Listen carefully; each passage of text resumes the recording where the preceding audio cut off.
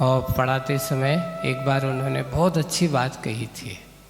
उसमें दो सूत्र चलते हैं। तो व्याकरण में जब कुछ सिद्धियां होती हैं तो उसमें एक आदेश होता है और एक होता है आगम, है ना।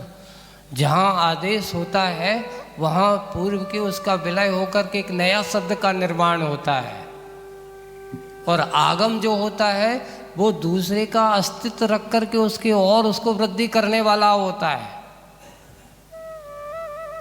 तो उन्होंने उसमें लिखा आदेश शत्रुआत्मक होता है, कैसा होता है, और आगम मित्रात्मक होता है, क्योंकि सामने वाले के अस्तित्व बनाए रखना ये मित्र होता है। और आदेश कैसा होता है, शत्रु के समान, क्योंकि दूसरे के अस्तित्व को भी क्या कर देता है, एक नया रूप दे देता है। इसलिए वैसे ही आचार्य जी कहते हैं लोक व्यवहार में ध्यान रखना, जब तुम किसी को आदेशात्मक बोलोगे,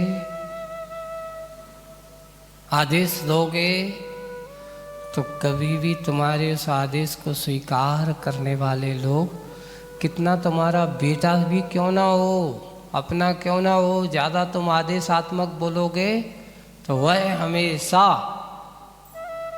क्या समझेगा, बुरा होता है। इसलिए साधर्मियों को कभी आदेश नहीं देना।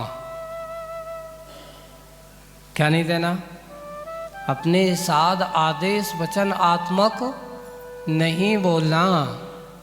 आचार्य जी यहाँ तक कि इतने बड़े होकर के इतने बड़े संघ के नायक हो, हम लोगों से भी कभी कभार जब उनको कोई ऐसा काम या कुछ हो, क्यों मान लो कहीं जाना है, जंगल चलना है क्या, या यहाँ ऐसा कुछ करना है क्या, कभी ये नहीं कहते